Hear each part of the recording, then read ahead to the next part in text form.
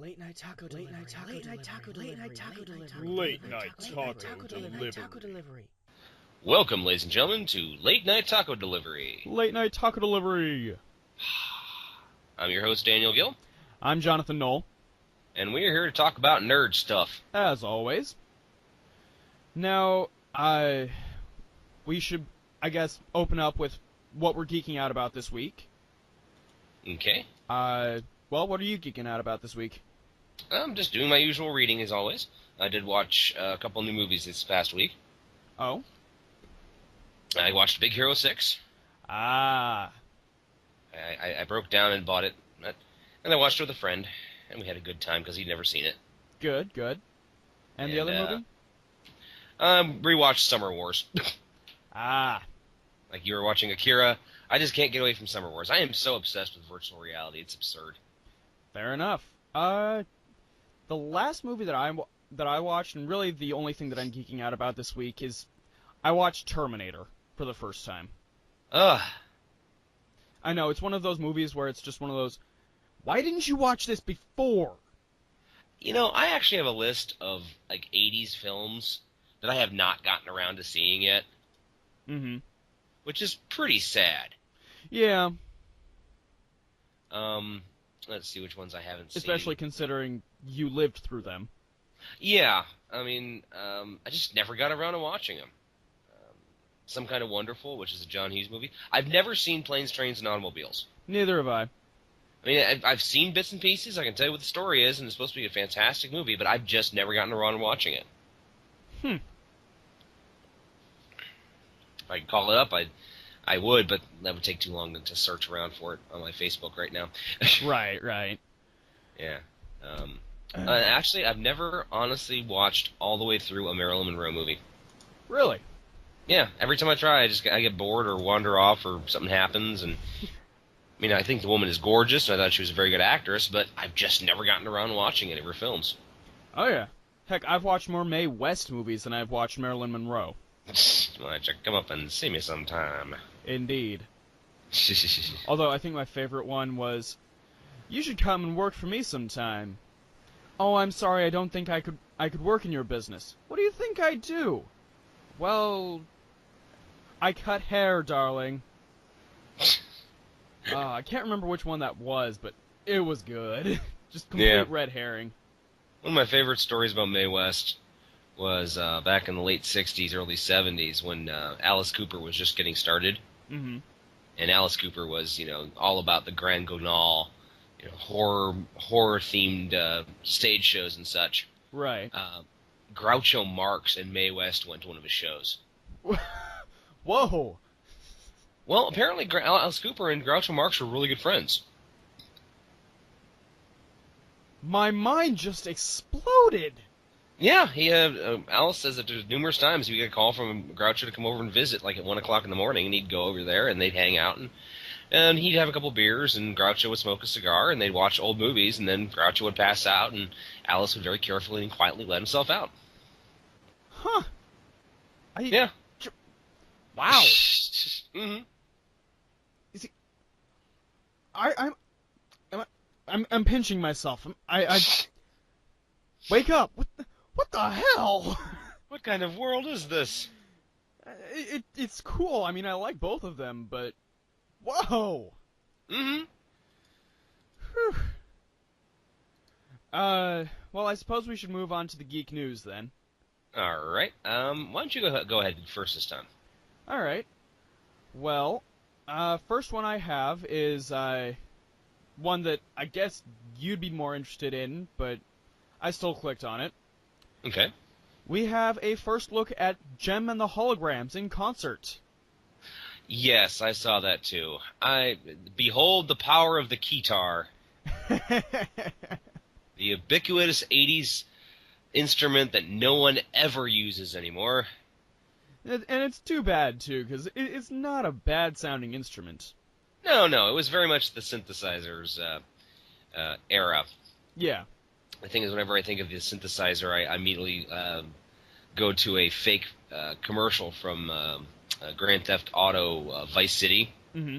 Synth and Sons. Who needs to learn instruments when you've got a synthesizer? Oh, Jesus. Yes, to anyone that likes the 80s, download the soundtrack to Grand Theft Auto Vice City. It is perfect. The commercials are absolutely hilarious, and the soundtrack is just fills with the best songs of the 80s. All right. Okay. Well, one of the articles I was reading about was called Virtual Reality is Moving Out of Science Fiction to Real-World Computing and Entertainment. Okay. This also goes into another piece of the geek news that Steam has now announced their own VR rig. Yes, it's called the Vive. The Vive, and it'll be hooked up to the Steam box, which is their home video game system. Okay.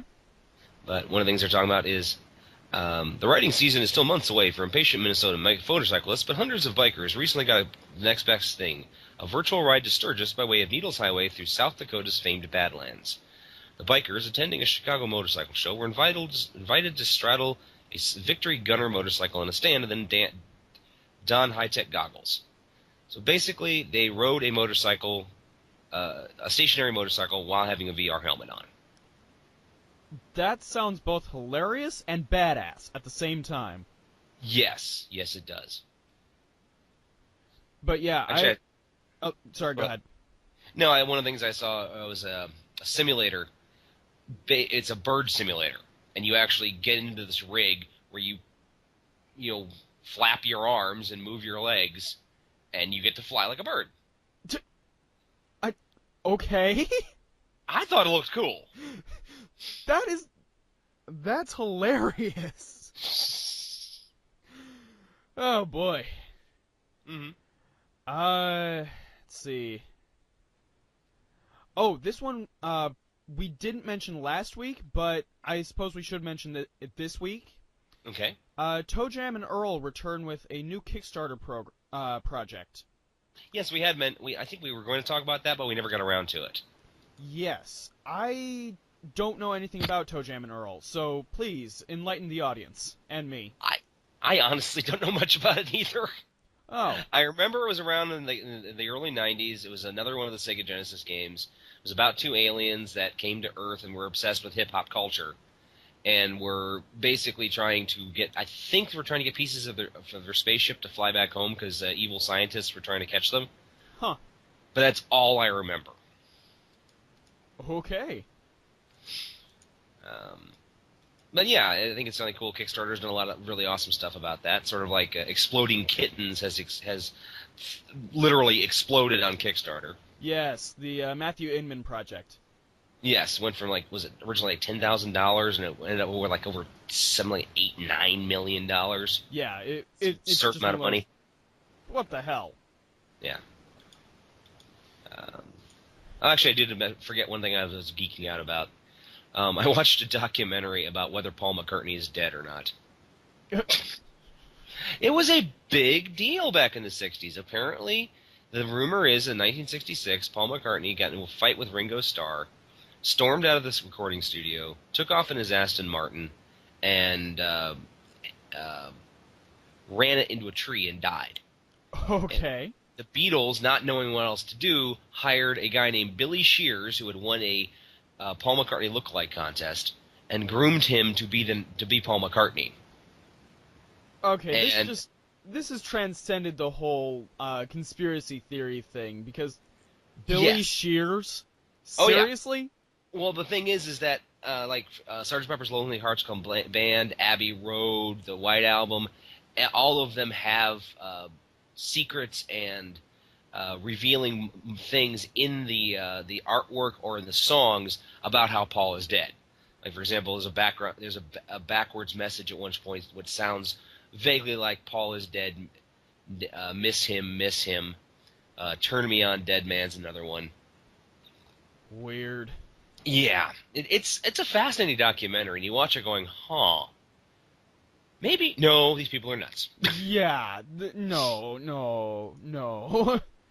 But it's definitely worth watching. I'll probably drop a link onto our Facebook page. Go for it, man. Okay, the other thing I like is a company called Warpo. It's a toy company, has created throwback action figures that look like they were made in the 80s for Call of Cthulhu. Nice. The cultists and the spawn of Cthulhu. I love Cthulhu, man.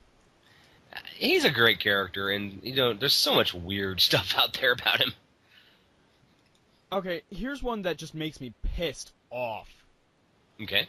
Apparently, somebody went and desecrated Pantera band member Dimebag's grave.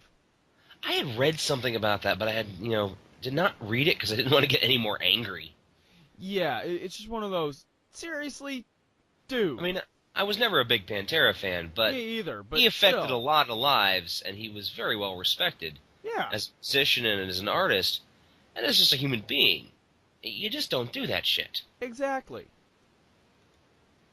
Cartoon Network has an Adventure Time live-action movie happening.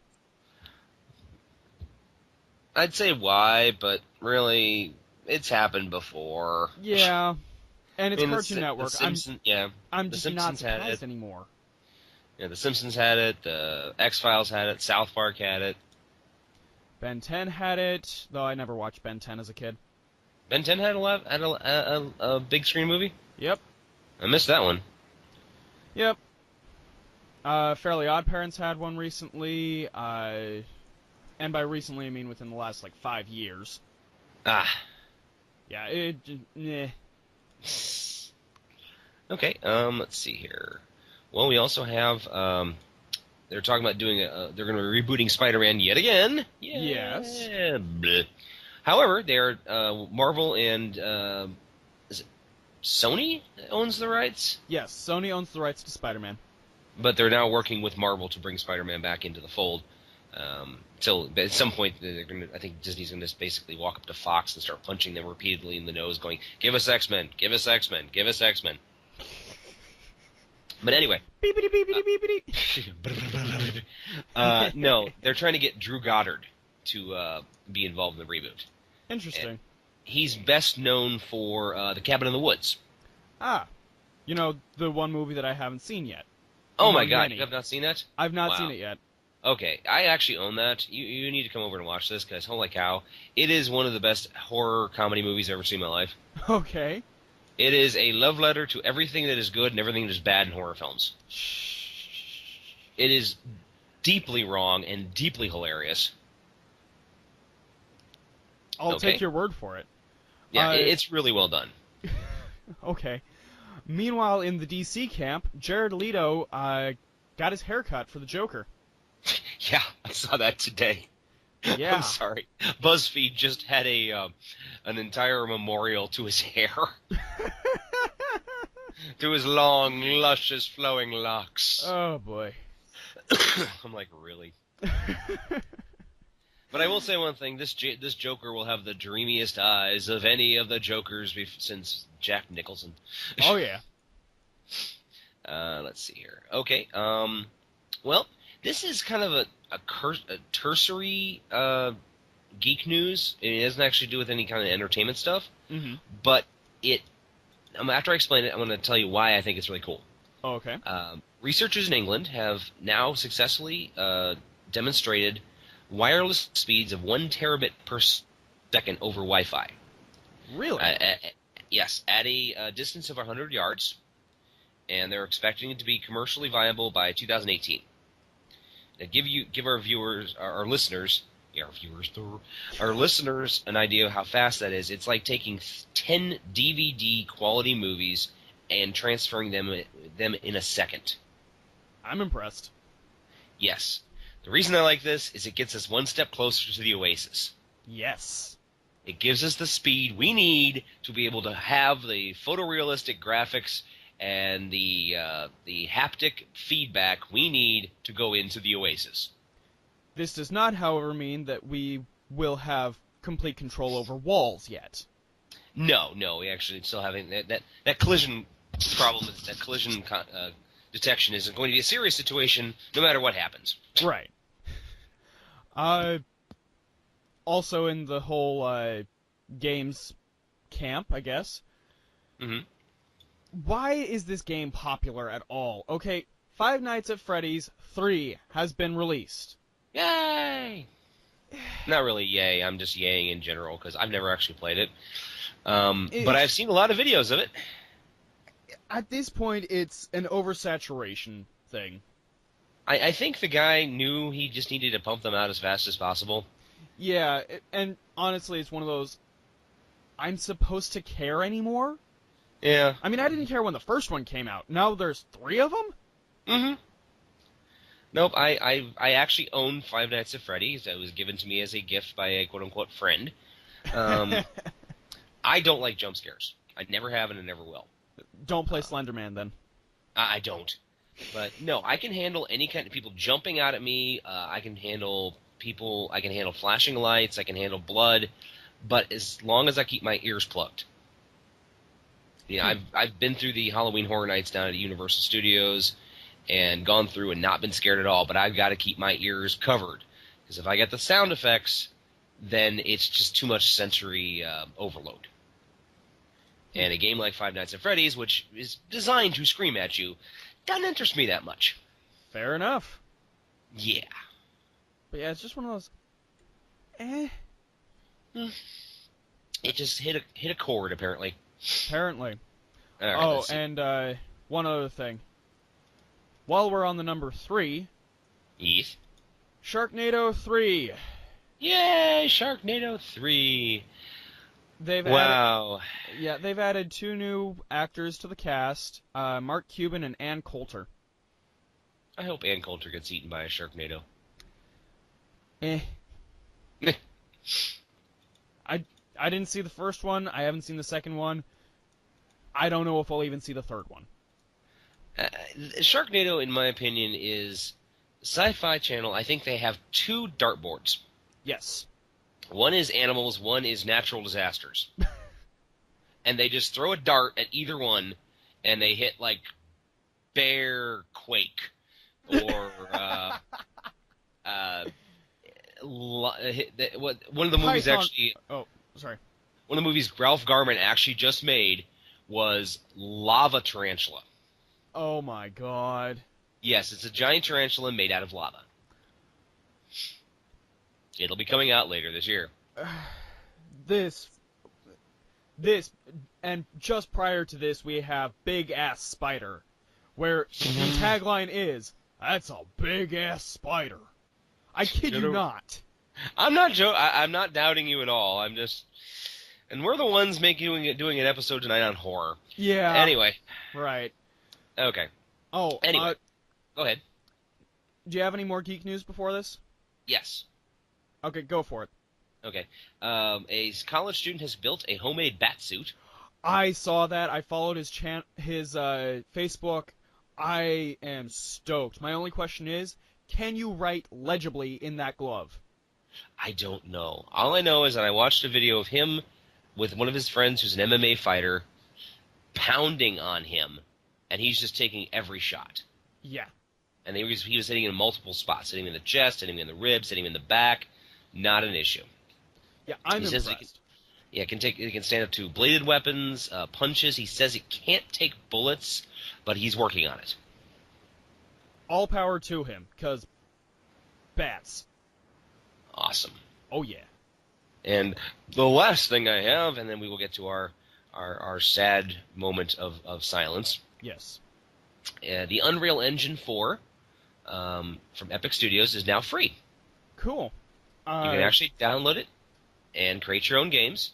And all that Epic asks, if you release the game commercially, they get 5% of the profits. Sounds fair.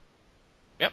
So if any of you guys are out there wanting to make your own game, your own photorealistic version of Whack-A-Mole, here's your chance. There you go. I'm impressed. I want. Okay. I'll take 2. And now we have some very, very sad news. Yeah, guys, I'm sure everyone's already heard this, but being the nerds that we are, this news really hit John and I very, very difficult. It is our regret to inform those of you who don't know that Leonard Nimoy, Mr. Spock, has passed away at the age of 83. Yes. And he what was it? He affected me a lot when I was younger. I mean, seriously. I grew up with we both grew up with Star Wars Trek. Yes. I do want to say that he was a very, very sweet man. I've never heard a bad word about him. Had a great sense of humor. An avid photographer, a fantastic director. Yes, made some really, really good movies in the 80s. Mm-hmm. Made Three Men and a Baby, believe it or not. That one blew my mind. And he's responsible for Star Trek 4. Yes, one that was considered one of the top 2 or 3 best of the Star Trek movies. Yeah. But his last tweet was, "A life is like a garden. Perfect moments can be had but not preserved except in memory. Live long and prosper." And he posted that on the 23rd of February, right before he went to the hospital. And it is with heavy hearts that we request a moment of silence for the late Leonard Nimoy. Yes, live long and prosper, my friend.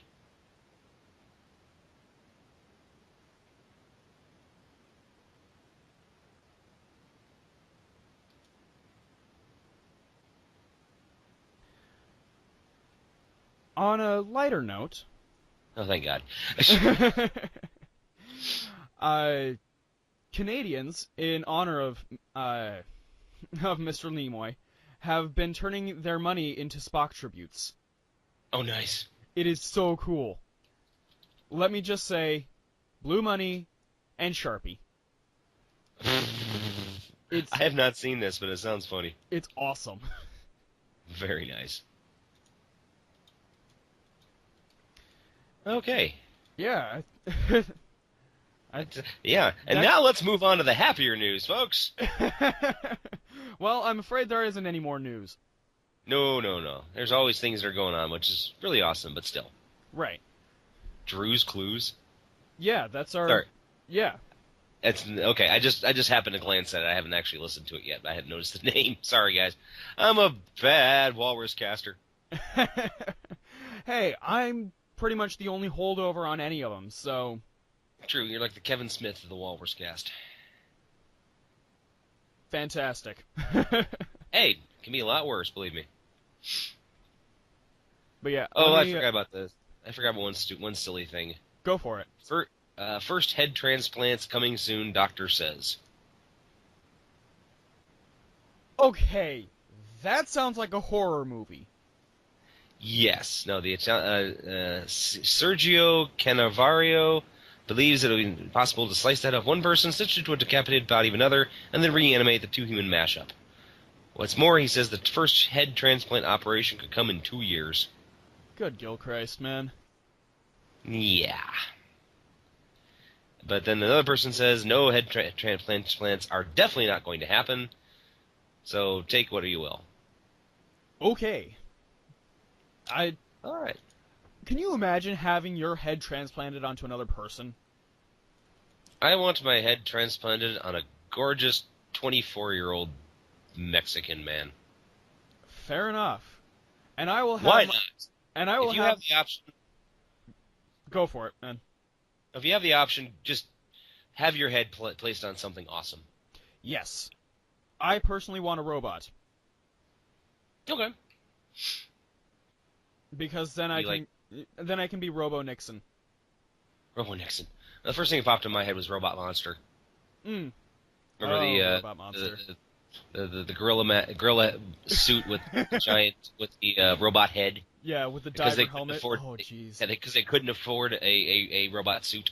Oh, good grief. To live like the human. I love her, but I must kill her. But I love her. Sorry, the first time I watched that movie was on Thanksgiving with my dad. First time I watched that movie, I actually watched it late at night, not long after a school dance. And I was also watching it with my dad, and it was on this Beatnik Cinema thing out of Buffalo. Nice. It was really cool, and I wish I still had the channel. I can't get it anymore. Oh, that stinks. Yeah, because the movies there were awesome. Sounds like me and Channel 43. I love the channel, but then we lost it. Mm-hmm. The bastards. It's one thing I miss about the 80s is we just don't have any really good independent channels anymore. Everyone's gone to Fox or CW. Yeah. or was it My Channel or whatever it's called now? I don't watch TV, so I'm not quite sure. Meh. Mm. Well, Exactly. Well, let's get on with the show. Yes. Now, Tonight, ladies and gentlemen, for those of you with a delicate disposition, you may want to turn away from your podcast, because we will be discussing horror. yes, that's right. It's episode 13 of Late Night Taco Delivery, and to keep it in the spirit of the number 13, we're going to go with horror and, well, yeah, horror. Well, apparently the first horror film ever made was by Thomas Edison. Ah, yes. It was called Frankenstein. And I have a copy of it. I actually saw it at the Gish Film Theater with a very dear friend of mine. His name is Dr. Jan Wall. Oh, wow. And, Well, it is in the, it was believed to be a lost film for many, many years. Mhm. And then a copy was found in the 1950s. It is in the, I believe it's in the, no, it's not actually. Could have sworn it was in the National Film Registry, but it was made in 1910, Really? and it's only about 60 minutes long. Yes. So it is in the public domain, so if you want to go find it, it's on YouTube or wherever you want to see it. Mm-hmm.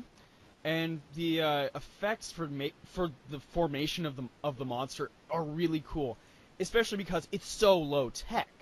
Literally, they had a wooden skeleton that they burned, and then they played the film backwards.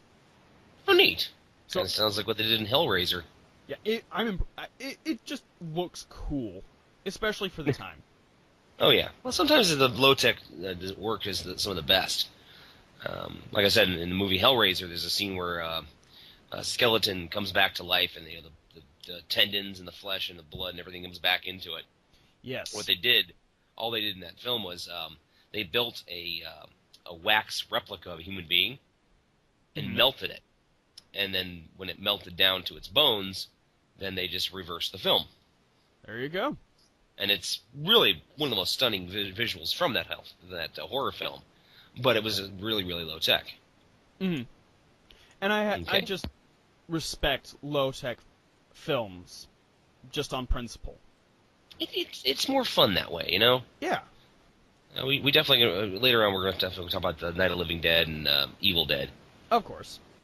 of course. Okay. So, what is the first horror movie you can remember seeing?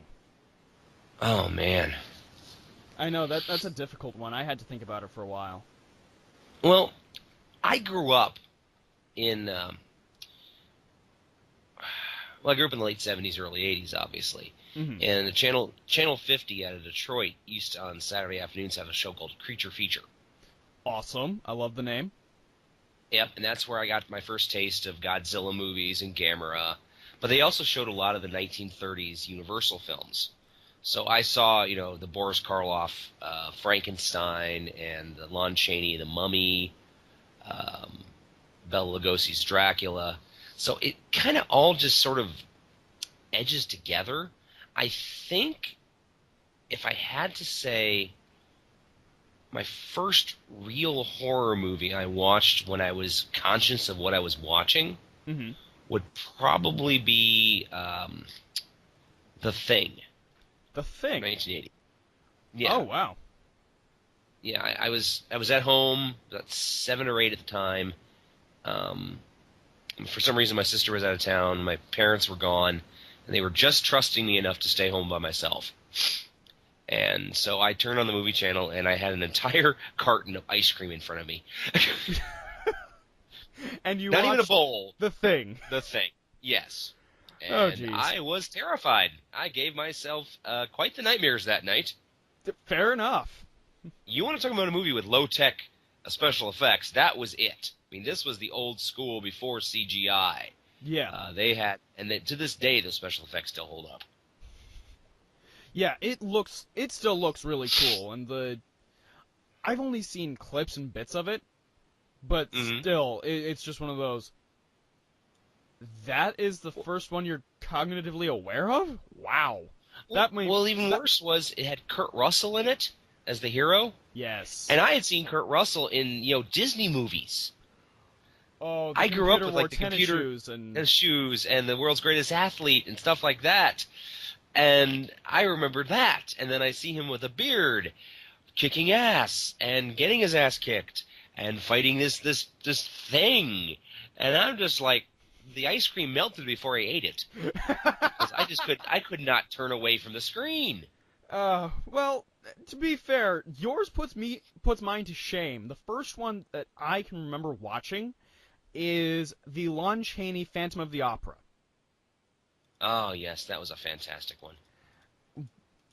The thing is that my family has a VHS copy of it that was released in the Hollywood Gold releases. Okay. I don't know if you know the line, but no. It's I don't know, something about it just kind of captured my imagination. It's the sudden reveal of the Phantom's true face and it's all silent. So as everybody here knows by now, I'm sure, I am a sucker for a silent film. Oh yes. I'm not as big a fan as you are, but I do enjoy my silent films. I mean, I've got Phantom of the Opera at Metropolis and Nosferatu and a couple other ones on DVD. Oh, I love the Nosferatu I have is really bad. And Nosferatu, fun movie. Let me talk about that for a second. It was a 1922 German expressionist horror film. And I do love my some German expressionism. Yep, directed by F.W. Murnau, I think is how I pronounce his name. Yeah, Murnau. But it was an unauthorized adaptation of Dracula, which actually was still in copyright when it was made, and they did not have the rights to make the film. And so the director and the writer basically just changed some names and changed a couple small details and filmed the movie anyway. Well, and then Stoker's heirs sued over the adaptation and won. And all copies were ordered to be destroyed. However, one copy survived. Really? Yeah, one copy did survive, and let me see here real quick what it's got. I'm trying to figure out how it survived. Yeah, this I want to know more about. Okay. The company, it was actually made by a company called Prana. And the company declared bankruptcy after Stoker's estate, acting for his widow, sued for copyright infringement and won. The court ordered all existing prints of the Nosferatu burnt, but one copy of the film had already been distributed around the world. The prints were duplicated over the years, kept alive by a cult following, making it an example of an early cult film. Wow. And somehow, basically, this one copy got out there, and there were people who believed that this was art and did not deserve to be destroyed. I'm right there with them. Yeah. If you ever want to see a really, really good movie, check one called Shadow of the Vampire. Yes, that one has Eddie Izzard in it, I think. In a very early role. Cary Elwes, yeah. And it's a very fictional version of how the movie was made. For example, Max Schreck, as opposed to being a well-respected German actor, is a vampire in the movie, an honest-to-God vampire. Yes. And it's just one of those... I love the concept. I want to see this movie. Mm-hmm. A friend of mine had it once, and we watched like 3 or 4 times, and we were like, this is so cool! And it's a very well-done film. I mean, John Malkovich plays the director. Mm-hmm. The great Udo Kier is in it as the producer. Like I said, Cary Elwes is the cinematographer. The first time you see him, he comes barreling in on a biplane. And it's just... Yeah, it's fun. It's a fun, scary movie. And, of course, William Dafoe is Max Schreck, and, William Dafoe does not know how to do a bad actor. Right. He's never going to be Nicolas Cage. Then, of course, there's the infamous Cabinet of Dr. Caligari. Cabinet of Dr. Caligari, yes. Which is one of those weird... Oh, go ahead. Go ahead. Well, I was just going to say that it was a very strange movie, and it is probably one of the first examples of it was all just a dream. Yes. The beginning of a trope. Sorry, spoilers? Sorry, you have folks. spoilers for a movie that's 90 years old. Right. I actually, my family actually owns the, one of the, Video Spectrum copies of it now. So. Nice. Yeah. I was just talking with the daughter of the owner of Video Spectrum tonight. Oh, yeah? If anyone doesn't remember, Video Spectrum was a mom and pop video store here in Bowling Green, Ohio, and it was fantastic. It was such a great video store. It had everything. Mm. You know, don't get me wrong. I kind of like Blockbuster, and I don't mind family video, but there's something about mom and pop stores that will find anything. Yeah. If it was on VHS or DVD, they had a copy. Mm-hmm. No matter how weird it was. But I was talking about how that there's a vital part of cinema literature and cinema education that is missing because these stores don't exist anymore. Yeah. I mean, it's sometimes you'll read about this really obscure film, and Family Video is not going to have it, and Amazon may not even have it. So, and that's one of those. These mom and pop stores would have it. Oh yeah. Maybe a really crappy VHS copy that's 25 years old, but they'll have it. It's on one of those giant reel-to-reel film strips, but they have it. Exactly. But yeah, I remember going into the videos. I remember going through their horror section when I was a kid, and just some of the things they had, like Necromantic and Cannibal Holocaust and all these others. And I'm like, never watched them, but I'm like, just the covers would give me the squirmies. Oh, that's a good way of putting it. The squirmies. Yeah. But okay, yeah, out of that same set though, we also ended up with copies of it was Kriemhilde's Revenge, Siegfried, and The Golem. Ooh, The Golem. I thought that was a lost film. No, it's not. As far as I know, anyway. Let me Really? see. Well, I actually have a DVD copy of it through Kino. Okay. The Golem. 1915 film. Yes. Oh, it's incomplete. Okay. Ah, yeah, that would do it. Okay. The Deutsche Cinemathek Film Archive possesses 108 meter fragments. While many sources consider it a lost film, there is a print that exists. However, no one seems to know where it is.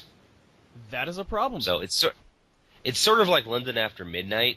Mm. Many people have claimed to have copies of it over the years, but as far as anyone really knows, the last copy of it, by the way, London After Midnight is one of the most infamous lost films out there. Yeah. If your parents or your grandparents were involved in filmmaking, check your attic. Please. We want this film. Involved Lon Chaney playing a dual role of a madman and a police detective, and his makeup was some of the most amazing that had ever been put to film. And the last copy burned in the late '60s in a fire at Warner Brothers. Yes, it was tragic. A fire at Warner Brothers, and they lost thousands of old films. Yeah. Because a lot of them were printed on nitrate, and nitrate is very, very extremely flammable. Volatile. Very flammable, very volatile, which is unfortunate. Well. However, for some non-lost films... Right. You ever heard of the Mexican Dracula? No. This kind of sounds like one of those Turkish Star Wars stories here. No, it's not, actually. Oh. In 1931, when they were shooting Dracula with Bela Lugosi, it was common practice for foreign audiences, as Latin or European, to shoot the film twice. They would shoot the American film, the English film, during the day, and the foreign language version at night. Really? There is a Mexican version. It's a Latin version. And the funny thing is, I've seen it, and it's superior. Really? Okay, this I need to find, because... Yeah. Wow. Basically, what they did is the director had a chance to view all the dailies from the English version, and he took what he saw and he improved on different shots. He did various things to make the film what he felt was better, and it does. It's moodier, it's darker, it's better acted. There's actually a nude scene. Okay. I personally find no disrespect to the great Bela Lugosi, but I find the Dracula that was cast in the Latin version to actually be a little sexier and darker. So he's more like the original Dracula, the Bram Stoker version. I'm intrigued. I must find this movie. It's definitely worth checking out. My dad actually, it was funny because the only reason I ever saw it was on at 1 a.m. in the morning. I was dead tired. I was completely dead to the world. My dad pounded on my door, marched me downstairs, and stuck me on the couch. He's like, "You're about to see something you've never seen before." I'm like, "What? A real woman?" And we watched the Mexican Dracula, and it was really, really good. Again, I'll have to find So definitely check that out. Yeah. Yeah, go ahead and check it out sometime. No. So we're in Frankenstein. Go ahead. Well, let's get on to another one of those topic questions. All right. Which is your favorite classic movie monster? We're talking the Universal series here. Oh. Man, that's hard. Well, it's horror. I mean, it's like picking your favorite child. Of course, I know. I've already picked my favorite child. Right. I don't have any children. So. My favorite in this case is the Gill Man. From the Creature from the Black Lagoon. Okay. There's something about the Beauty and the Beast story of it all, and the fact that he's just kind of shortchanged on everything else. I mean, the story of how the film came to be is fascinating to me, because it's basically this Mexican director turns to the eventual producer of the movie and says, "Hey, have you ever heard of these Gill Men? They live in the Amazon, and they come and they kidnap women every few years." And it just captured the guy's imagination. So, lo and behold, we have the Gill Man. Huh. Okay. And there are 3 movies: The Creature from the Black Lagoon, Revenge of the Creature, which was on Mystery Science Theater 3000, and The Creature Walks Among Us. Okay. I've only seen The Creature of the Black Lagoon, but I have been to Wacala Springs in Florida, where they filmed it. They filmed the second unit stuff. It's a very, very crystal clear water. Yes. And it was funny because they actually got a movie poster signed by the entire cast there. Nice. So I was greatly amused by that. Oh, man. The problem is that there's so much parody and homages that have come since. It's hard to reflect. I guess if I had to say the most tragic and interesting character would be Frankenstein's monster. Oh, absolutely. I mean, Boris Karloff did a great job, and the Wolfman was very tragic too. He was driven by his bestial need. But for pure evil, I'd say the Mummy.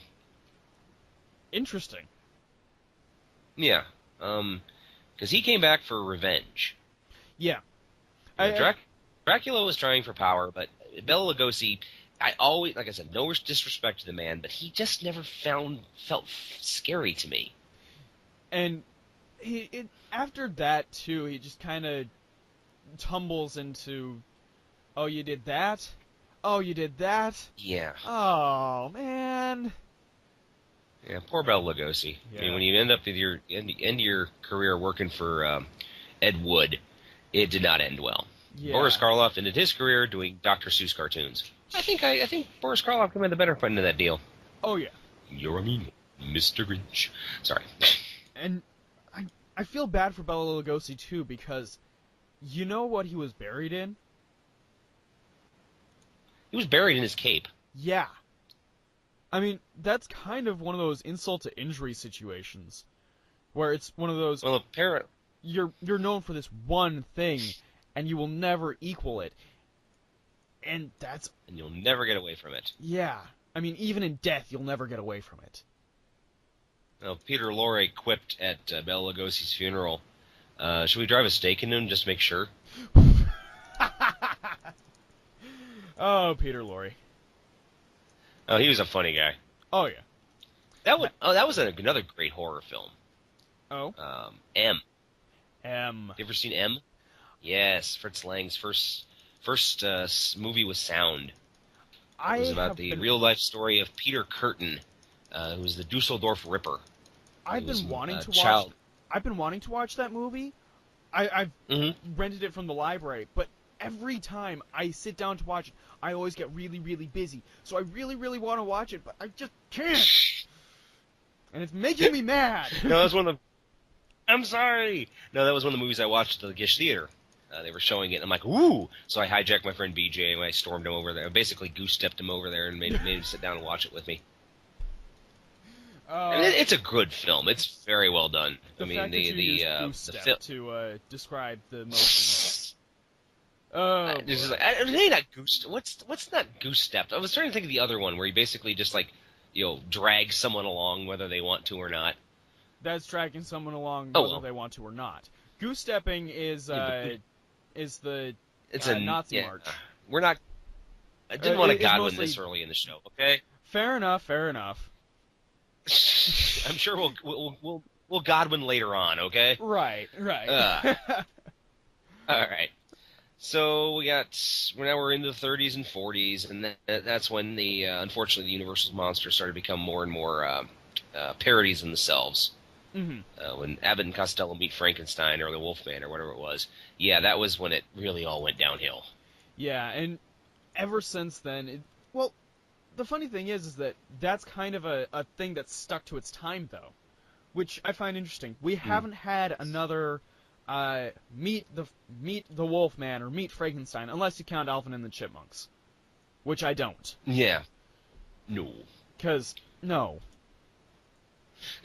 Although, if they did that with these new Chipmunks, I would be intrigued, to be totally honest. I would only be intrigued if Simon's head got eaten by the Wolfman. That'd rock. That would rock. Yeah. Just, go in a completely dark new way. Be awesome. Oh, another one of those movies that I've been meaning to see but just can't because every time I try, I just get really busy. Freaks. Oh, God, that movie's awesome. Todd Browning. Yeah, Todd Browning, did he do Frankenstein or did he do Dracula? I know he did one or the other. I think it was Frankenstein. Okay, Todd Browning, and I think, James Whale did Dracula then. Yeah. I think that's how it goes. All right. Anyway, I'm sure one of our 12 listeners will let me know if I'm an idiot. But no, Todd Browning was given a chance after the success of Frankenstein to make a movie about anything he wanted to. And he'd actually grown up in a circus. Mm-hmm. And he was friends with a number of sideshow freaks. Yeah. I'm sorry if this is not the politically correct term, but that's what they were called at the time. And so he decided he wanted to make a movie that would glorify and also show kind of how much he was a little bit afraid of him as a kid. So they made Freaks in 1932, and basically ruined his career. Yeah. It's only since then that it's become the cult classic that it deserves to be, because it's a really weird movie. Yeah, and it was banned for 30 years in England, too. Yeah, basically it's about a showgirl who loves a circus strongman, but she decides that she's going to marry a midget, or a little person, who's got a lot of money, and basically cuckold him. Mm-hmm. And when the little person's friends find out, who are all circus sideshow freaks, they exact their revenge. And there's some pretty twisted stuff that they do to her. Oh yeah, it's fucked up, man. It is fucked up. Though it does have one of the funniest scenes, one of the unintentionally funniest scenes I've ever seen in a film. Oh. At the end, when the showgirl is running away and it's raining and she's being chased by the freaks, there's one guy with no arms and no legs crawling through the dirt and the mud with a knife in his mouth, held pirate style. Yeah.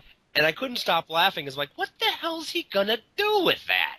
He has no arms and no legs. What is he possibly gonna do? Nick her? All she's got to do is spin around and kick him. It's like why I was never really afraid of the Child's Play movies. It's a doll. Kick it. You know? Fair enough. Like, Chucky, you motherfucker! Boom. And all you need to beat Chucky is a shovel and a pair of steel-toed boots. That's it. And I've got both of those. One of those I wear every day. Yeah, I don't wear mine every day, but I've got the steel-toed boots and I own a shovel. Yeah. So anyway, basically, the 40s, horror really was not as big a thing as it used to be because unfortunately we were living through the horror of World War II. Yeah. And so then in the 50s. Yeah, then in the 50s. Everyone in the 40s wanted something happy. They wanted more bouncy stuff. They wanted more dramas that were, dealing with stuff. But then in the 50s, you started getting drive-ins. And the drive-ins came up to build the monster movies that we so dearly love, like Them. Oh, I love 50s movies. One of my favorites is The Beginning of the End. And it's just praying mantises. Giant praying mantises. Yeah, that was basically because of the rise of nuclear power, and people were like, what will this nuclear power do to our society and our world? I don't know, so let's ask Canada, eh? Yeah. And so you get Them, the story of, this is how you want ants? Because this is how you get ants. And of course there's the classic tarantula in there, and... Oh, yeah, the Beast of Yucca Flats, which MST3K had way too much fun with. Oh, God. And Tor Johnson. Tor Johnson, yes. That's when you started having the rise of Ed Wood, because they needed really, really cheap movies, and he was a really, really cheap director. Oh, yeah. And I really... my mom recently picked up a copy of an issue of Questar, and I was looking through it, and one of the ads was for... these really, really well-done masks. And one of the masks in there was Tor Johnson. Not from any specific movie, just Tor Johnson. Just Tor Johnson. So why don't you go ahead and explain to the listeners what Questar is? Questar is a fanzine from the 80s. I think that's when my copy is from. It has a review of The Empire Strikes Back, for heaven's sake. Okay, so it's about 81, 82, yeah. Yeah, as it was coming out. So, it's just one of those, this is really cool, and we don't really have it anymore except on the internet. Yeah. I remember when I was a kid, there was like the Fangoria magazine and Starlog, and in the back were the advertisements. You could still buy 8mm and 16mm copies of various horror films. Whoa. Which would have been cool. Yeah. It was like $20, and you get a copy of Night of the Living Dead. On the original 16mm. Cool. Yeah. So in the 50s, you got the drive-in movies, you got monsters, then you started getting a crossover between science fiction and horror, like This Island Earth, and what was it? Not Planet Line. Crap! My brain just shut down. Forbidden Planet. Thank you.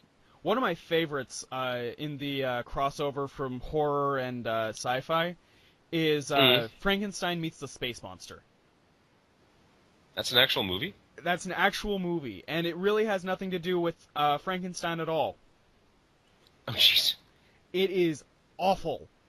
And sounds it. It was... I saw it back at the time when I really, really wanted to make a Mystery Science Theater 3000 series.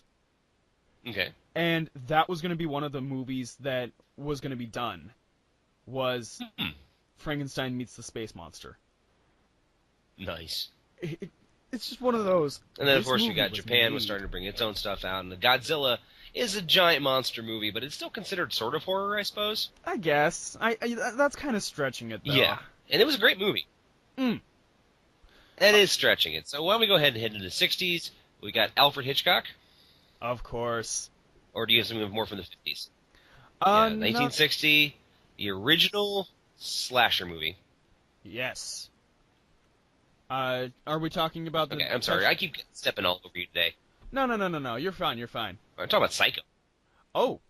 Okay, I'm talking about Psycho. That... 1960... Yeah, I guess you can say it was the original slasher movie. Okay. Yeah, when you talk to any of the directors, John Carpenter or Tobe Hooper, they were all very heavily inspired by that movie. That's a pretty well-argued point there. I didn't think of that one. Usually when I hear slasher movie, I automatically think of Texas Chainsaw Massacre. Yeah, that's one of the originals. Yeah. That's one of the quote-unquote first of the batch of the 70s and 80s, but they were all heavily inspired by Psycho, and it is a slasher film. I mean, he does slash the woman to death with a knife. Yeah. Rather violently with a can of Bosco chocolate syrup. Oh, you need to listen to a song called Psycho the Musical. It is by an a cappella group called Moose Butter, and they use the tune Music of the Night from the Andrew Lloyd Webber Phantom of the Opera. And it is hilarious. Okay, a couple of quick things about Psycho before we move on. Yes. Psycho came out in 1960, obviously, and it was actually made very, very cheaply, and it was made without Hitchcock getting any directing payment, because no one at the studio believed the movie would make any money. So they said, the only way we're going to give you cash for this is if you do it for free. He's like, done. And he did, and he actually made it with his crew that was working on Alfred Hitchcock Presents, which was his TV show at the time. Right. They used very, very sparse sets. They used very, very sparse scenery. They made it worked. On the cheap. Yep. And apparently, Alfred Hitchcock is an asshole because he took the desiccated corpse of Norman's mother, and stuck it in the dressing room of Janet Leigh, who was playing the female lead, and waited until she walked in and heard the scream and went, "Yep, that's scary enough for television. That's scary enough for the movie." Oh, that is dick. That is a dick move. Oh, just trust me. Just read some stories about Alfred Hitchcock. He was a major dick. Oh yeah. I mean, he ruined Tippi Hedren's career from when he went after the birds because she wouldn't sleep with him. Oh, we should talk. He's like, "Oh, you won't do this for me? Then fine. We'll blacklist you." What should we talk about? We need to talk about zombies. Yes, I was actually heading into the Return of the Living Dead. Or do you want to start with White Zombie? Sure. Let's start with White Zombie, because I've seen the ending of White Zombie, and I have a DVD copy of it. I just need to watch it. That's just the thing. I don't watch a lot of horror movies. I mean, I like them, but I don't watch a lot of them. Yeah, I'm not as big as I used to be back in the late 90s, early 2000s. I used to watch a lot of them, especially the Asian horror films. But no, basically, guys, you got to understand, the prototype zombie that we have today from World War Z and Evil Dead and The Walking Dead and all these, they did not exist until 1968. Yes. When George Romero invented them for Night of the Living Dead. Before that, any zombies were the classic voodoo style. They were dead yet not dead. They were mindless, but they were under control of some person that had a gris, which is a sort of basically a bag it's a fetish bag full of skin and hair and teeth of that victim. Yes. There were rules of the zombies, for example, that they could never taste salt, because that would actually awaken them from their dreamless sleep, from their trance, and then they would try to go back into their grave. So that's what White Zombie and some of the other zombie movies of the early 30s and 40s talked about. That was the kind of stuff. And it wasn't until 1968 when George Romero, who was a producer out of Pittsburgh, which, by the way, one of the funniest damn stories I've ever heard in my life is, you know where George Romero got his start? Where? Mr. Rogers' Neighborhood. You're fucking me, man. No, I'm not. One of the first things he ever filmed was a short. And that's what it is. George Romero considers this the scariest thing he's ever done. It was Mr. Rogers going in to have his tonsils taken out. That is, wow. Whoa. Yeah, I've never seen the entire thing, but I've seen clips, and it is decidedly creepy. Mr. Rogers going under, they put the mask on him, he's looking up the lights, and there's like all these loud sounds. Because basically what Mr. Rogers was trying to show is to kids what it's like to have your tonsils taken out. These things may seem scary, but they're really not. It's being done for your own good. But the fact that it was, George Romero starting up doing all this is hilarious. So anyway. Now, the funny thing is, in Night of the Living Dead, the word zombie is never actually used. Yes, that is true. He called them ghouls. Mm-hmm. He just called them ghouls, which is another mythical creature. It was basically a living dead that would run around and eat bodies and such. They shot it in Pittsburgh, very low tech, very low cash. Pretty much the extras were unpaid. Very did this little out of the joy of in the being way in of a sets. It's it's very very small. They were shown gnawing on like chicken bones and rotting intestines and such like that. Unfortunately, the intestines were real. Yes. They were cow intestines they got, and they started going bad. Yes. During filming, because they didn't have any way to keep them cold. Mm-hmm. So, all I got to say is, ew. Many years ago, I was involved in a haunted house on campus, and I actually managed to get hold of the innards of a cow. So, for one evening, we had this one poor girl covered in cow innards. She never really forgave me for that. But we won. Best room that year. But even in like that 4-hour period, those intestines started to stink. So imagine over a 2 or 3 day period what those things would smell like. Well, yeah, I actually, funny you should mention the fact that it's that they're considered ghouls. I actually used, well, in my relatively short career in theater, I actually wrote a one-act called Soon to Be Someone's Worst Nightmare, where it's basically a bunch of actual monsters auditioning for a very real monster part. And Aww. And you had a wolf man, and you had a swamp thing, and you had there was a vampire, and their names were Mike, Lon, and Chris. Yeah. That's good luck. funny. Yeah, figure out where those go, kids. Yeah.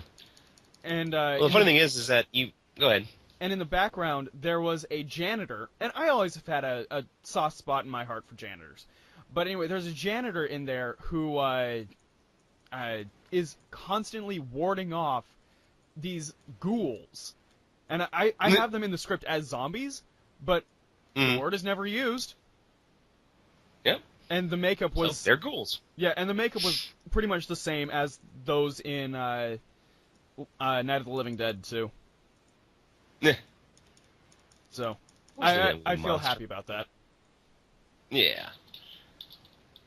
One thing I just wanted to bring up real quick. I actually wrote a one-act play for the same festival of one-acts that you did, but 20 years beforehand. And I won the best story that year. Really? Yeah. It was a tense psychological drama involving hypnosis. And I wish to God I knew where the script went. I lost a lot of things over the years. We should get together sometime and just write scripts and just film them. Stick them up on YouTube. You go. What was the name of that movie? Okay. Anyway, so one of the main reasons why Night of the Living Dead became so popular, and this is nothing against the quality of the filmmaking. It is a very, very interesting film, and it actually is seen almost as what is it, analogy, or allegory? Allegory, that's the word I'm looking for. Yeah, allegory. It was an allegory of racial tensions of the 60s, because the main character is a black man who, at the end of the film, is the only one that survives and then gets shot. Yes. So a lot of stuff has been written about that, even though George Romero swears up and down he did not mean it that way. Yeah. But sometimes it just sort of happens. But the main reason why the movie became really popular, they forgot to put a copyright on it. Yes. So anyone could make a copy and distribute it and sell it and show it and do whatever they wanted to it. So a movie was spread way, way far beyond whatever could have done if it actually had been copyrighted. Yes. Probably didn't make as much, but yes. Yeah. But yeah, I was thinking of something. What was I thinking of? I don't know. Oh yeah, the first time I ever saw that movie. I first saw that movie on Svengoolie, which is a late night movie show that comes out of Chicago. Okay. And it was really, really funny because at the same time it was kind of being riffed. So when you see the first zombie, the Torgo theme plays from Manos the Hands of Fate. Yeah. Sorry. It was really funny. And there were also different signs on the gravestones that were like, "Wish you were here," or "Grandma's sleeping, shut up." There was a frog that jumped in front of the car that comes in at in the first scene. I mean, it was just ripped a new one right at the beginning.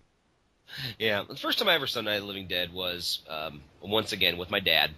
There used to be a show on the movie channel called Joe Bob Briggs at the drive-in movies, and Joe Bob Briggs was a character who was basically a Texas redneck who reviewed films, and he was really, really funny. But he rated movies on blood, breasts, and beasts. The 3 Bs. 3 Bs. It has to have, how much blood, how much breasts, and how many beasts. And then various kinds of foo, like midget foo, chicken foo, lawnmower foo. Then he would give it like 3.5 stars, 2 stars, whatever. And, he watched a lot of good movies that way. Sometimes, I can't remember what movie it was, though. He rated the film. He said how many, it's full of breasts, full of boobs, full of beasts, blood. He gave it no stars and says, Joe Bob says, change the channel, people. Really, it's just a horrible movie. Wow. It's the one time I ever saw him do that. And I wish to God I could remember what movie it was. I remember I sat through like 15 minutes and went, yep, this is pretty bad. And of course the Romero zombies have endured. I mean, otherwise we wouldn't have Shaun of the Dead, or actually, come to think of it, Shaun of the Dead is kind of the Abbott and Costello meet Frankenstein of its day. Yeah, well, the problem with a lot of horror films these days, I was going to get to that a little later, is they've had to become self-referential. Yeah. I mean, it's like, I think it really kicked off with the Scream movies as a parody of the slasher films, but at the same time, they're still horrific films. Right. But they're aware these things exist. I mean, the whole conceit of the Scream films is these are all the things you're not supposed to do in a slasher movie. Right.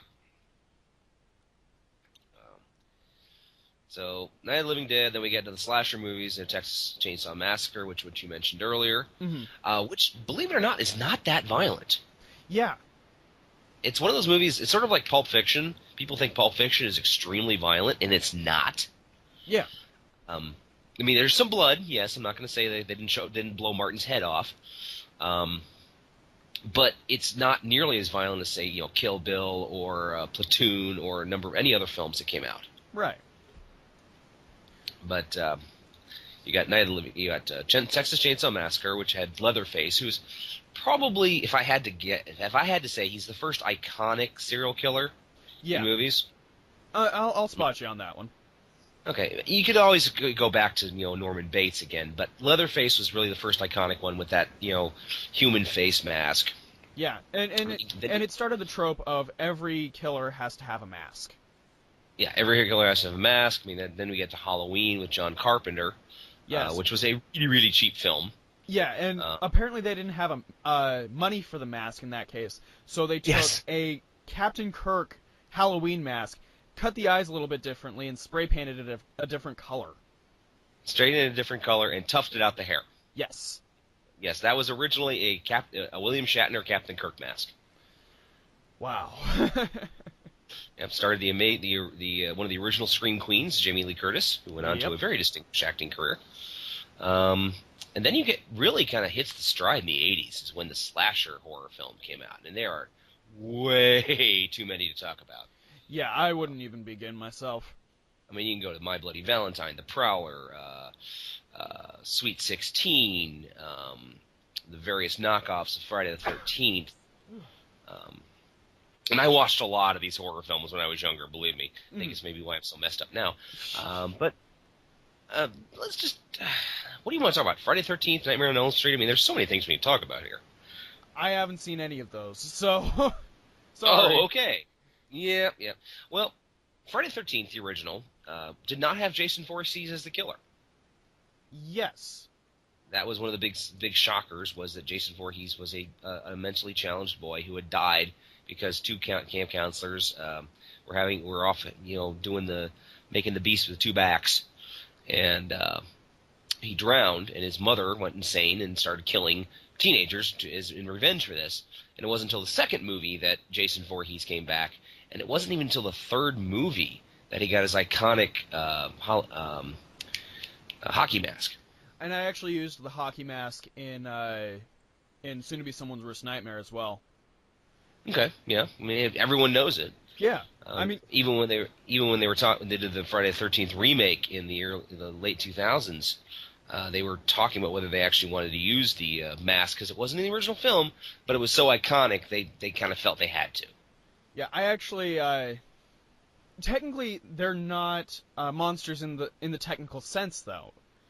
I mean, they're human beings. They're hacking people up, but they're still human beings. Not Jason Voorhees. Right.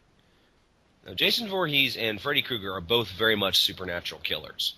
Now, if you're talking about the Prowler or My Bloody Valentine, yes, they are real. They are human beings. They're just demented. Anyway, the joke in Soon to Be Someone's Worst Nightmare was, do you know how many studio people I had to kill to get this audition? I mean, it was... I'm sorry, I just keep imagining that poor janitor in the back, just like poking at ghouls with his mop? his mop or his broom. He's like, get back in there. Go. Oh, that'd be a role you could have so much fun hamming up with. And the janitor actually has a line there, and it is, so that's what I was cleaning up. Nice. Okay, well, how about a movie you have seen? Okay. I'm assuming you've seen. The original Evil Dead with Bruce Campbell. Yes, I have seen part of that movie. Okay. That was another movie that was shot very, very on the cheap. Mm-hmm. I don't remember exactly how much it was. I actually listened to an episode of The Nerdist with Sam Raimi on it, and he talked in great detail about that film. Yeah, basically it was like $250,000 or something. They got it, and they moved down to Tennessee for a winter, and shot the film. And because of the extended filming, they couldn't get all the actors back at various times. So there's what are called fake shemps all the way through the film. Sam Raimi, Bruce Campbell, or or Sam's younger brother Ted kept having to be ended up, filling in for roles and shot at different weird angles. Yeah. Bruce Campbell's autobiography, If Chins Could Kill, which is a great book, by the way. I'd highly recommend it. That's a great title. Yes, it is. It basically talks very heavily about how they made Evil Dead, and it gives some rather amusing stories, like he got coated in blood, and they kept having to shoot this scene, to the point where he took his shirt off and put it. He couldn't wash the shirt because they couldn't mess up the. If they washed the shirt, it would mess up the continuity in the film, which is rather hilarious because there's made worse continuity mistakes in the film. Right. But so he took it off and he hung it on a radiator at a hotel he was staying at. And when he tried to put the shirt back on, he would actually wet it down and put it on. Well, apparently he didn't wet it enough, and it broke. Oh my god! He broke the shirt. So anyway. But there's a really good fake blood recipe in there. It's non-dairy creamer, red food coloring, and a touch of blue food coloring to give it a little bit of darkness. Right. And that's basically what they used. But at the same time, I can just imagine that smell under hot lights. And there's also the fact that they had to actually sleep in the house that they were filming on. Otherwise, their equipment would be stolen. Yes, including one point where Sam woke up to a hobo who had fallen asleep next to him. Yes. Who had basically walked in the house, seen everyone sleeping, went, what the hell, and slept with them. Can you imagine how freaky that would be? I mean, like, there you are, filming a horror movie, and suddenly you've got this completely unknown stranger come in, and This unwashed, unshaven dude. when did you get here? You're not part of the cast. At that point, for me, I would have gone, welcome to the cast. What can we cast? What part can we put you in? Yeah, Crazy hobo.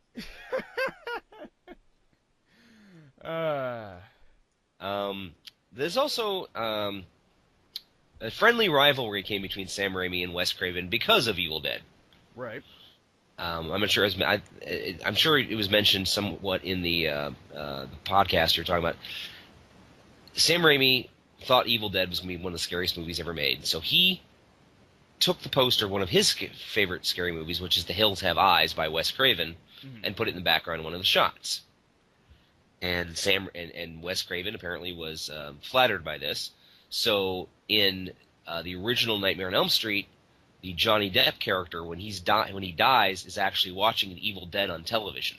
Nice. And then later on, in Evil Dead 2, when Ash goes into the workshop to get ready to dismember his deadite girlfriend,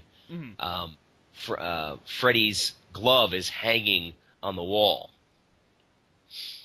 And apparently they've gone back and forth ever since. They've always had little nods to each other in their movies. I like that. It just sounds slightly like they're lovers. No, not lovers, more rivals. Oh, okay. Okay. Now, anyway, Nightmare on Elm Street, the idea for that movie came out was Wes Craven was reading a series of news articles out of Asia about young people who didn't want to sleep. They were afraid to sleep.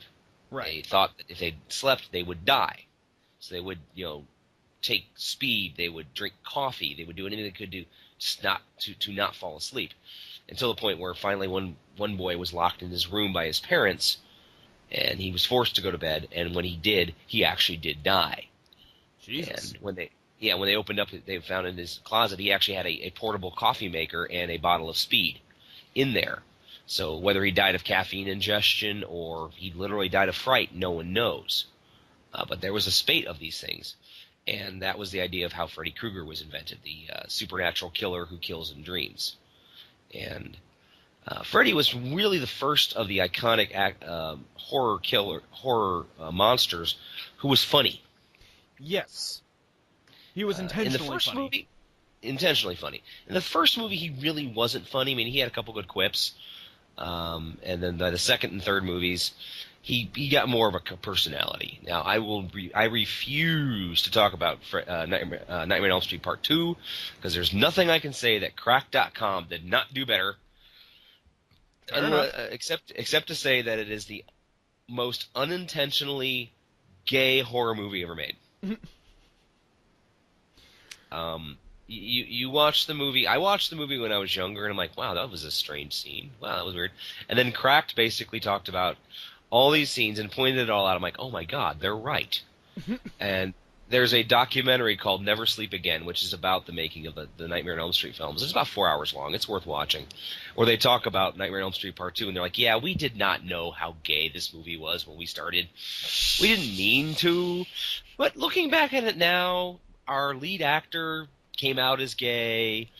It was talking about, trying to hide who you really are, because Freddy was trying to take over this kid's body and come back to the real world. The main character danced around in his underwear. He had a big picture of Rob Lowe on his wall and a big sign on his door saying "No girls allowed."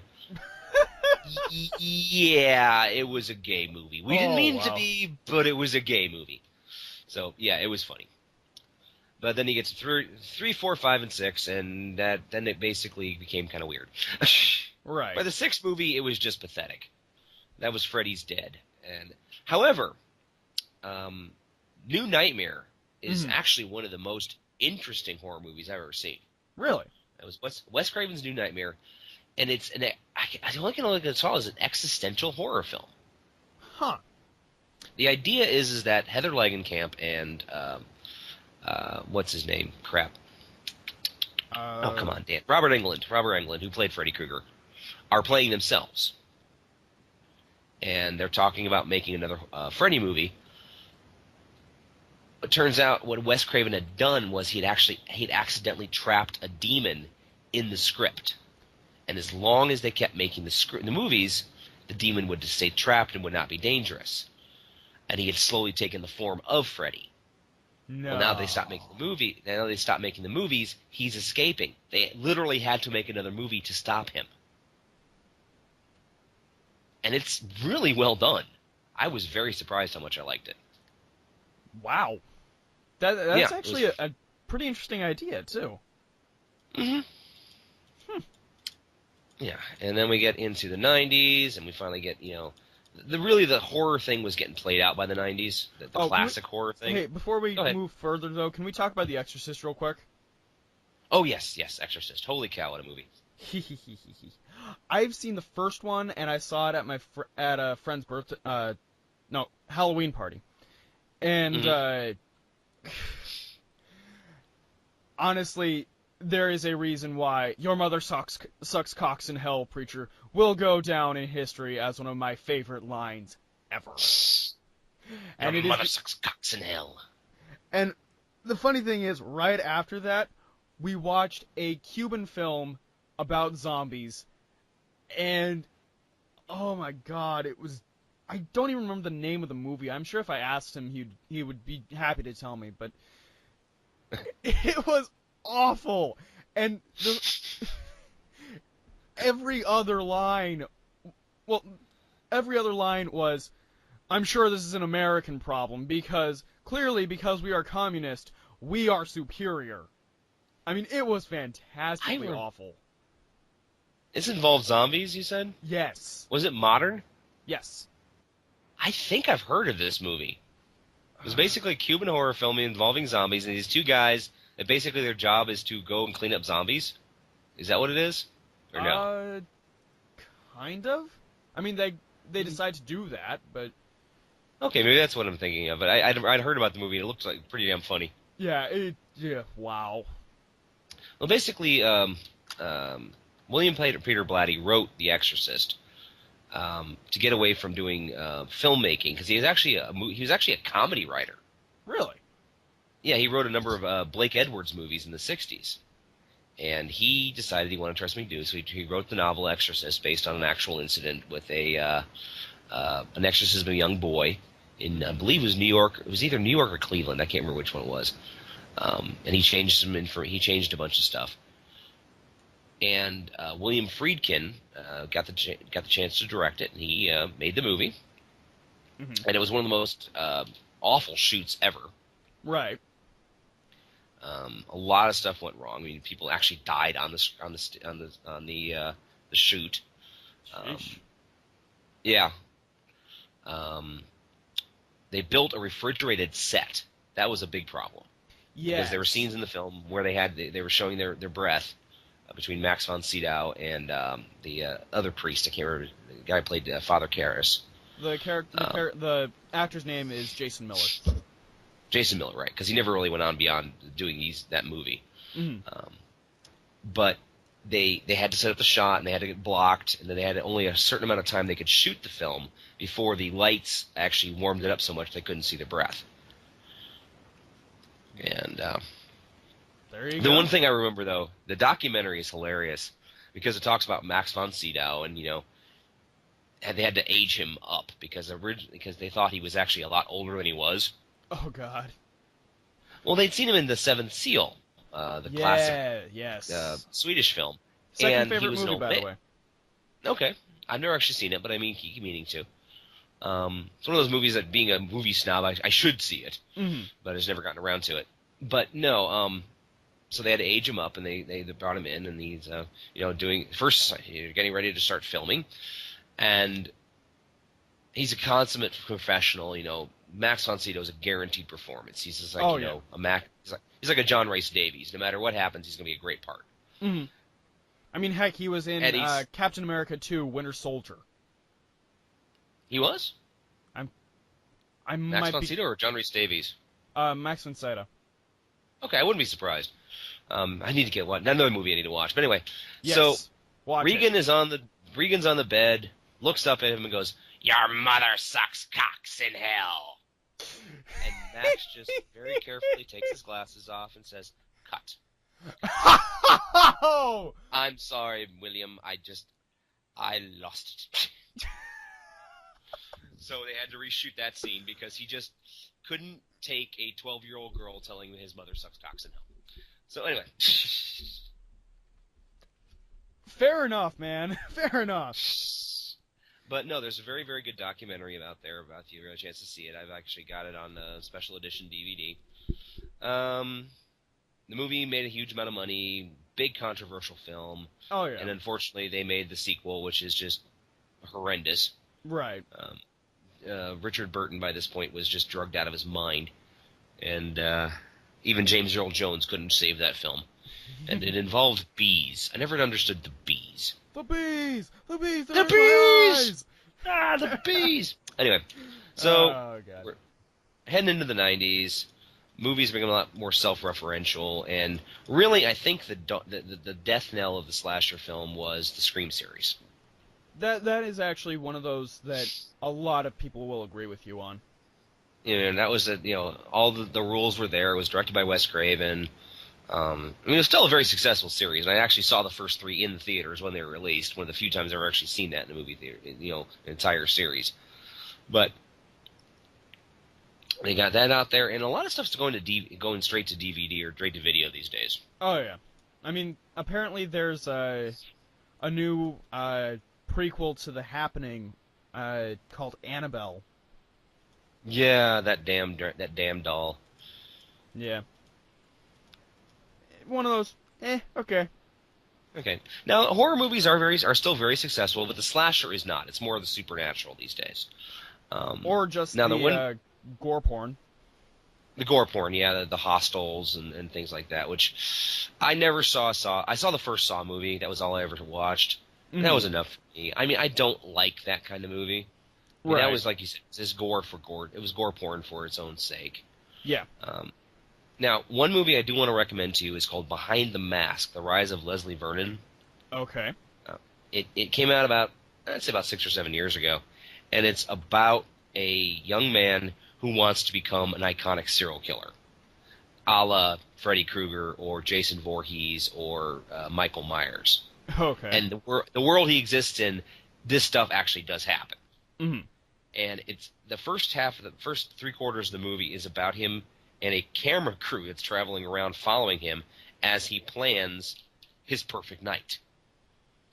Oh, good. Because, And it showed- incriminating evidence isn't a word here. Yeah, well, actually all twists around at the end, but it's really funny. It's a very twisted little film. He's got a mentor who's another serial killer who actually got away, who married his survivor girl. The survivor girl is the one female character who always survives the end and kills the bad guy, or defeats the bad guy. Right. And it stars Richard. It's got Robert Englund as a doctor who's trying to stop Leslie as he's getting set to go around, and it's really funny. I'll have to take your word for it at this point. Again, I'll have to find a lot of these movies. Okay, I really do. If anything else I've suggested, I really recommend Behind the Mask because it's really clever. For me, it's one of those. It's just never been part of my usual film diet. Yeah. I mean, let's take a look at my top 5 favorite movies. Okay, Metropolis, Okay. The Seventh Seal, La Belle et la Bête, North by Northwest, and The Dark Crystal. That Do is you a good hear point. any There's horror movies in there? Not really, no. And I consider Exorcist probably one of my top 10. So I like the horror films to an extent. I mean, Night of the Living Dead. The problem is that you have your top 100 list or top 50 list. I did a top 50 list, yeah. My lists are more by genre. Fair enough. Because I can't pick, favorites. If I want to pick favorite horror movies, I mean, I pick the Rise of Leslie Vernon, Exorcist, Nightbreed, the original Nightmare on Elm Street. Because if nothing else, I got to see Johnny Depp eaten by a bed. But if I'm going for westerns, I mean, I'd choose Tombstone and Stagecoach and The Good, the Bad, and The the Man Who Ugly. Shot. I actually didn't like The Good, Bad, and the Ugly. I do. I really like it. I like the I prefer soundtrack. for a few dollars more. Yeah, I much prefer the few dollars more. Fair enough. I guess I like the Lee Van Cleef's heroic character in that. Don't get me wrong, I can understand and appreciate the appeal of Good, Bad, the Ugly, but like I said, a few dollars more. We'll do a Western one later. Eventually, yes. Eventually. So then now we're getting all these really weird supernatural movies like Oculus and The Happening And then there are the psychological and still pretty damn gory movies of Kevin Smith. yeah, Red State and Tusk, and we haven't even touched on the Asian horror films. Holy cow! Right. That'll be for another show. And their remakes, obviously, The Ring and The Grudge and Dark Right. Water and God knows what else. But yeah, basically horror. I think what it all boils down to is this: we like to be scared. Absolutely. We like that cathartic rush that a good horror story can give us. We have always, as a people, been afraid of the dark, and we're afraid of what's in the dark. But unlike our predecessors who had to huddle around their fires with their spears clutched tightly while the saber-toothed tiger roamed around and looked at them hungrily like they were a dinner mint, we can go and watch these horror movies with these serial killers and these monsters and these ghosts in a safe environment. We can get our cathartic rush. We can walk out of the movie theater feeling good about ourselves because we have confronted our own fears. Scene. Credits. Credits, yes. That's basically what I have to say about horror films. I couldn't have said it better myself. Okay. Now, we have talked at length about horror now. You happy? Yeah, all happy? Are you happy, Zombie Ed? So, as a result, our Thou Shalt Not for this week is, well, we've talked about some pretty fucked up people. Your Jason Voorhees, your Freddy Krueger, your Leatherface, and your Michael Myers. Mike Myers. I always get those So two. I married an axe murderer. Yeah. So I married an axe murderer, yeah. And so for this week, thou shalt not let this person write a children's book. I was going to go with children and young adult because some of these could be a little both. Right. But go ahead. So, examples of this could be, thou shalt not let Bane write a children's book. And you have to add the title of the prospective author. And for Bane, it is, I love sharing. Here is a Batman. I will break him over my knee, and you can have a part. Sharing. Yay! Mine was Volkswagen Decoration by Ted Bundy. There's a Britva in my Droog by Alex from A Clockwork Orange. I'm stealing yours, by the way. Fair Cooking enough. for Children by Hannibal Lecter. Anyone can cook. Jeffrey Dahmer. Yes. Everyone can be cooked. A brief history. Oh, go for it. I Love My Mother by Ed Gein. Oh, Jesus. I Love My Mother by Norman Bates. Yeah. Mother, are you there? A Brief History of Existence by Tetsuo. Tetsuo! Kaneda! Sorry. Jeez. I just had one. This flipped over. Getting a Good Night's Rest by Freddy Krueger. The Day My Dad Took Me to the Zoo by Jack Napier. That sounds familiar. Jack Napier. Why do I know this? Jack Napier's the Joker. Oh, okay. I mean, that's doubly fucked up, especially if you know Mad Love. Yeah. It took me to the zoo, or took me to the circus. Yeah. Oh, yeah, That was it. Circus, yeah. Yeah, Oh. The Day My Dad Took Me to the Circus by Jack Napier. Okay. Oh, and the addendum to that one. The Day My Mom Took Me to the Movies by Dr. Clayton Forrester. Oral Health Care by Dracula. La Dracul. Oh, The Wonderful World, Timothy O'Leary. You're gonna hate me for this one. Oh, Jesus. By Frankenstein. Oh, I love it. Pardon me.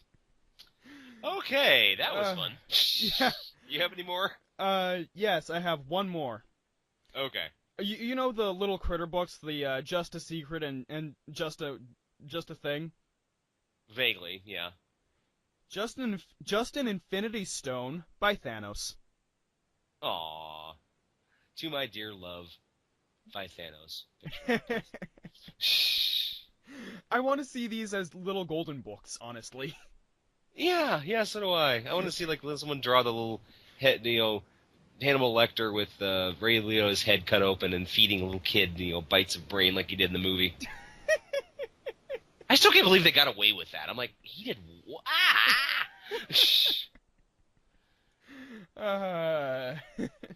So somebody out there. Oh, Cutlery Care by Jack the Ripper. Oh, partying for. I'm stealing yours. Okay. Partying for Fun and Pleasure by the Marquis de Sade. Yes. So if you, okay. So if you out there have an edition for Thou Shalt Not this week, and believe me, there are a lot of them, then please add yours by using the hashtag Thou Shalt Not and hashtag LNTD13. We look forward to your additions. We look forward to your disturbing things.